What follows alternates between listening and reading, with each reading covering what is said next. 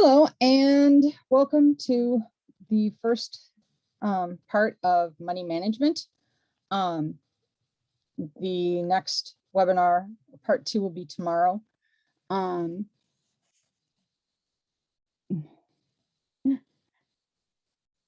So let's go.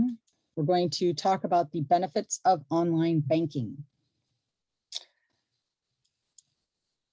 So we can see with how banking has, or see how banking has evolved over the years. Up until just a few decades ago, virtually all personal banking took place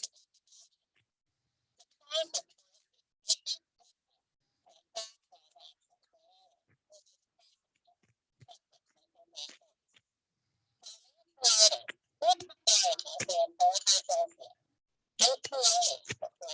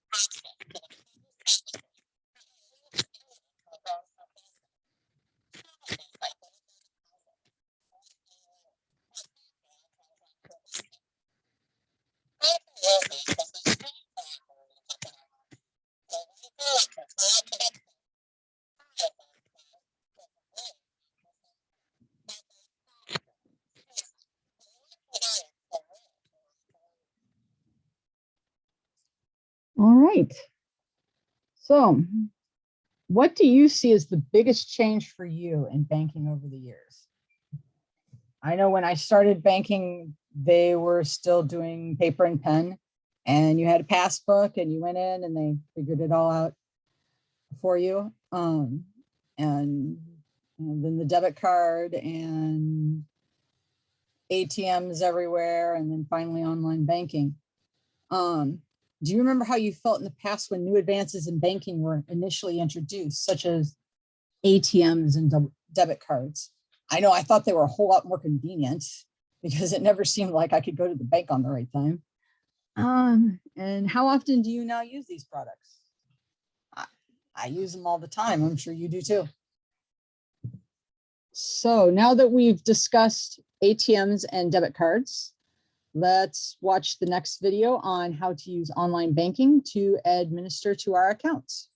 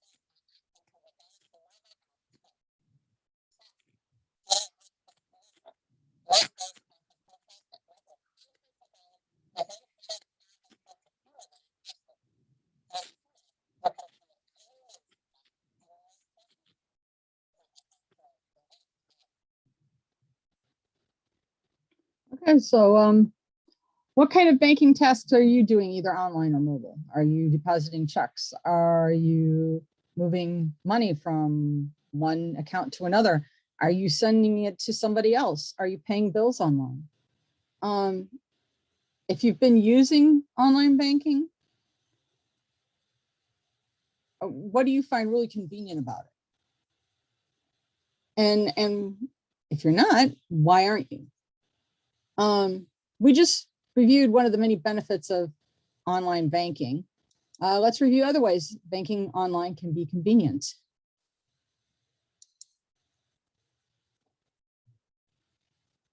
I used to be a teacher.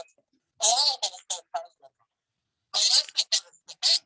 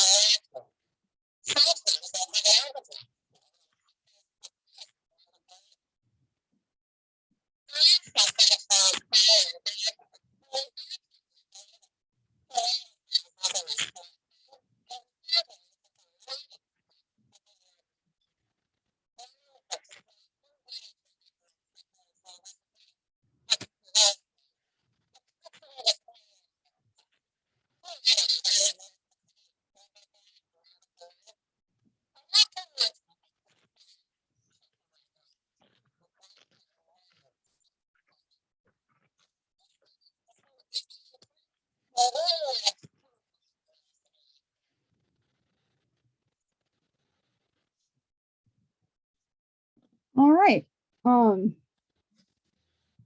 With digital banking readily available, you no longer have to wait once a month for that statement in the mail. Your digital banking account allows you to view daily transactions and download copies of your monthly transactions and banking activities as you wish. So how do you monitor your account between statements? Do you go to the ATM machine and check? Do you contact the bank?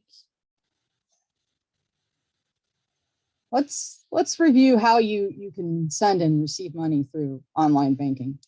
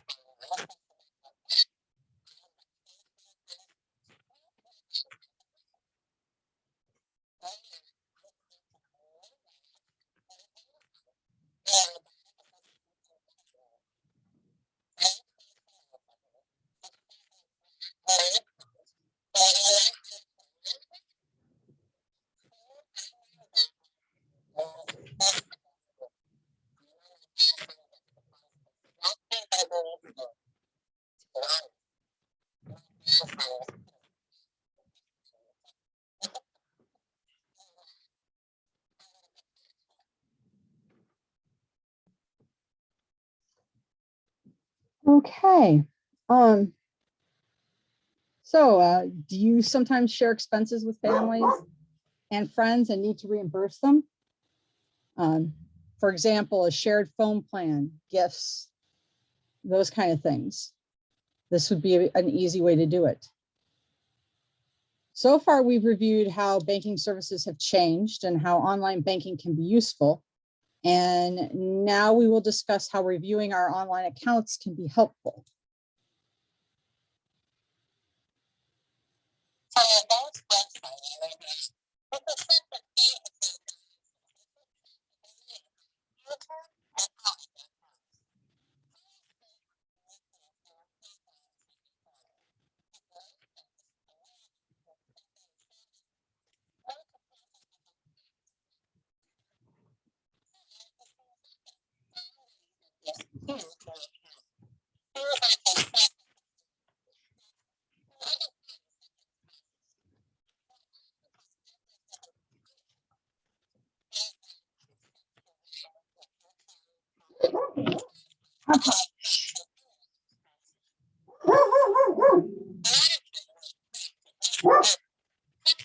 audit accounts.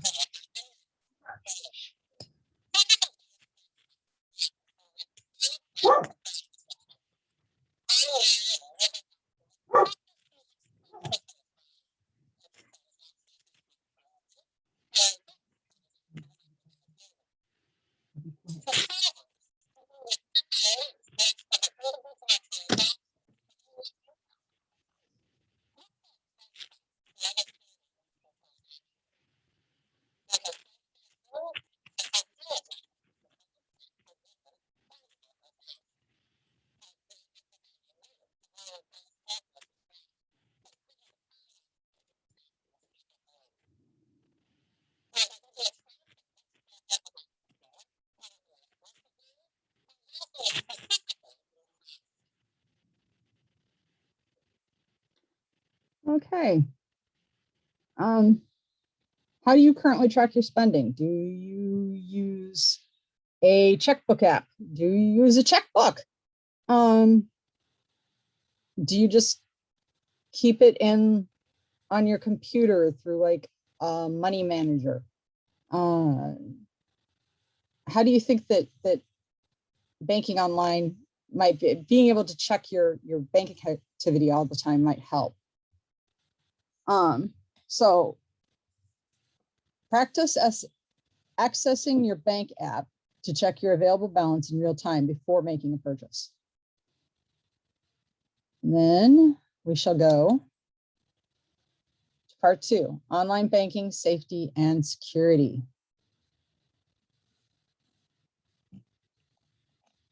And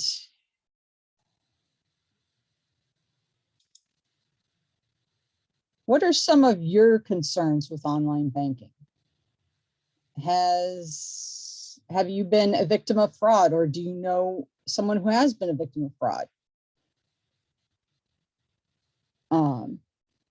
The video we're about to watch will explain how banks are committed to keeping your information safe.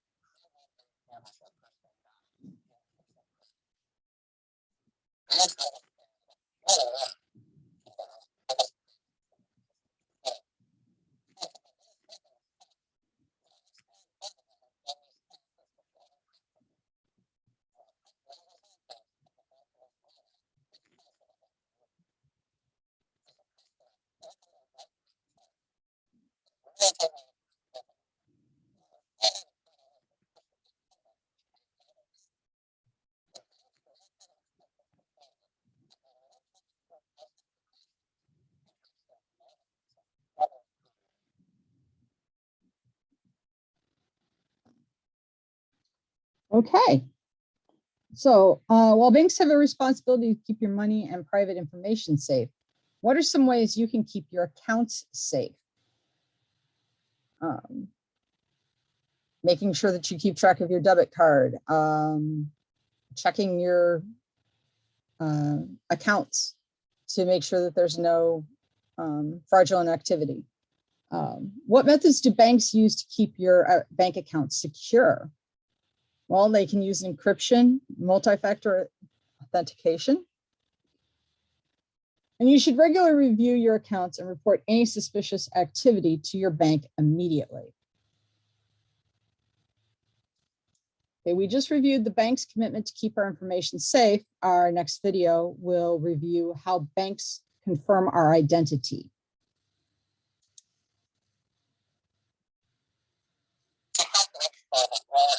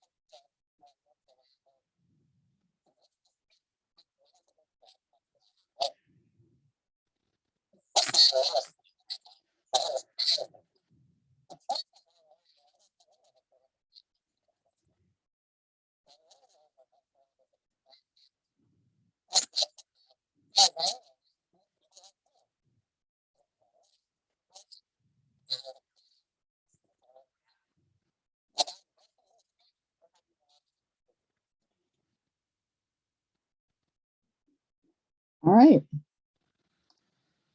So what are the three types of multi-factor identification? There's something you know, like a password, something you have, like a cell phone, and something you are, like fingerprints or an iris scan. And why do banks use multi-factor identification? To ensure it's actually you who is accessing your account, as opposed to a hacker who might only have one piece of information. And you should always ensure that your website that you are using is secured, and always check your surroundings when tracking your account in public. So that means with the website, make sure that it starts out HTTPS and that there's a little lock next to the web address. Hide your PIN while you're trying to, when you're doing your account in public.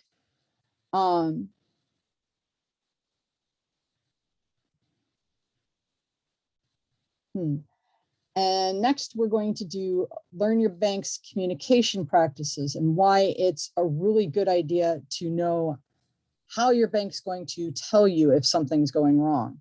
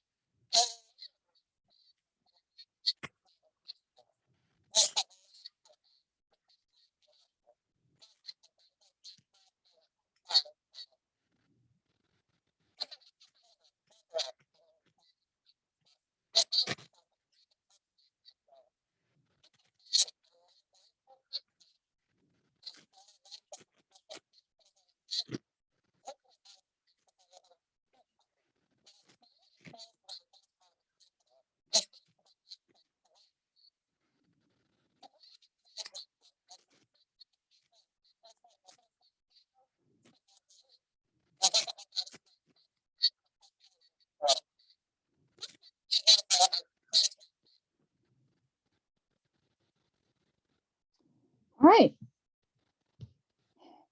And so you understand why it's important for you to know your bank's communication practices. Let's do an activity on phishing. Phishing is a term used to describe any phone call, email, or even mail communication that attempts to trick you into providing private and sensitive information by pretending to be a legitimate business or financial institution. This private or sensitive information can include usernames, passwords, and account numbers. In an email, you are typically asked to click on a link to provide information or to download and complete an attached document. Let's look at an example of phishing. You can ask yourself these questions. Does this email look like it comes from my bank? Is there anything in the email that looks suspicious? And here's some clues that can help you determine whether or not an email is legitimate. See number 1. It creates a sense of urgency. Notice the red text that states your online banking is blocked. Seeing those words easily creates anxiety. The red text is meant to pressure you into acting urgently, putting you in a state of mind to react and click on the link. Obvious typos. Because of unusual number of invalid login attempts on your account. The first sentence in this email is grammatically incorrect. The missing the and the wrong use of there, which should be THRE, in this sentence are clues, as is sing into online banking, and even some of the spacings in the words. Your request for personal information. Okay, this example is a little tricky because it doesn't say directly that they need your login information. Instead, the clue resides in the wording of the linked text. Well, it's supposed to be sign in to online banking. If you were to click on this link, it would take you to a website that would look like your bank sign-in page, but instead would be collecting the data you put into a database and not signing you in. Generic greeting and signature. This example has no greeting, which is not typical of a legitimate email from your bank. Generally, they'll be name specific. Also, this email uses a generic salutation. And it may say something like, best regards, your bank, or thank you, customer support service. And in this case, thank you and visit customer service section. Banks generally do not use generic salutations. Weird links. An email provide you with a link indicated by the blue color and underlined text, as this one is. Don't click on the link. Instead, hover your mouse above it and look towards the bottom of your email program to see where the real internet address or URL is, such as this one. In this example, we see it's not going to bankofamerica.com. It's going to goodbox-pc.com. Here are some habits to follow for all emails that you are unsure of. And really, this isn't just for those from financial emails or from financial institutions, but any email that you get that you don't know who's sending it to you, follow these rules. Never click on a link or an attachment from an email claiming to be from your bank, from somebody you don't know. Always open your internet browser and type in the bank's internet address URL rather than clicking on the link in the email. That goes for pretty much anything. You can find your bank's URL on the back of your debit ATM card or credit card and report any suspicious email to your bank. Now that we understand what phishing is, let's watch one last video on how to spot a scam, or two last videos on how to spot a scam. We've covered a lot of information today: how banks protect our information, confirm our identity, and how banks communicate so that we can avoid being a victim of phishing. Oh, and down here is the URL for the PDF handout for phishing activity.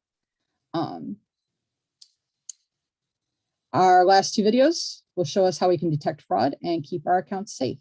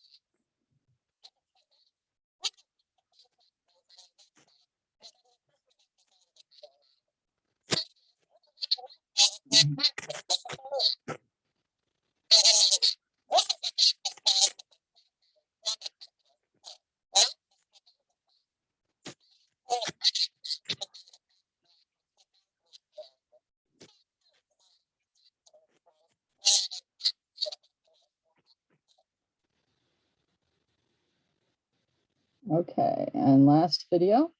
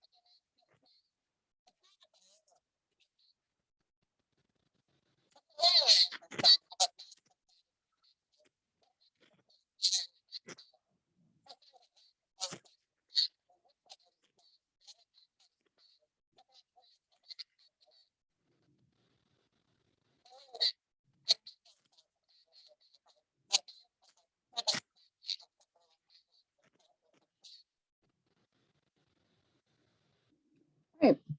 What are other scams that exist? IRS letters or calls stating you owe money, back taxes, lottery. Somebody claims they cannot claim the funds and will give you the winning ticket if you give them a deposit. Raffles, a supposed police officer calling and saying that you've got a warrant out, but if you clear it up right over the phone using your credit card, there won't be a problem. Those are all scams. What do you do in case you're a scam of or victims of fraud or ID theft? You file a police report, you contact the credit card companies and banks, and you freeze your credit report. And what are some of the ways that banks are trying to prevent fraud? Banks do everything from constantly monitoring your purchasing patterns to encrypting your data to requiring multi-factor authentication to your login or access to your account. And while there are people who might want to take advantage of you through phishing, you now know 3 signs to detect a scam: urgency, requests for your personal information, unknown calls. Also, do not share your personal information such as credit card numbers, PIN numbers, social security numbers, etc., with people that you do not know and trust. All right, and our next webinar will be getting started with online banking. This is a complete list of all the videos available at Ready, Set, Bank, Online Banking Made Easy. There are a number of different videos and courses that you could follow. Please go and fill out the survey here. Practice your skills here. This is also on the Ready, Set, Bank website. And this is